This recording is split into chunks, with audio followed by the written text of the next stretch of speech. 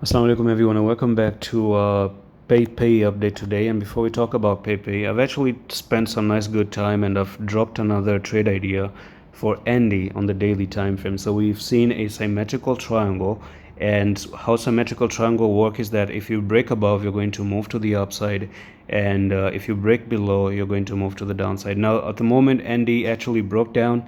It seems like it may fall down, but it does need a retest. So if you're a trader, you can actually check Andy out.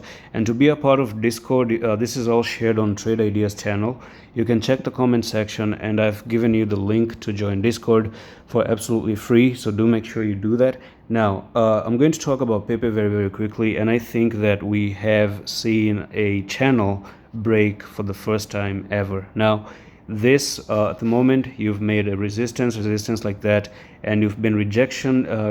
We've seen rejection a couple of times, but at the moment, this is where you have broken and you have finally probably make a retest, almost like a successful retest. What about the EMAs?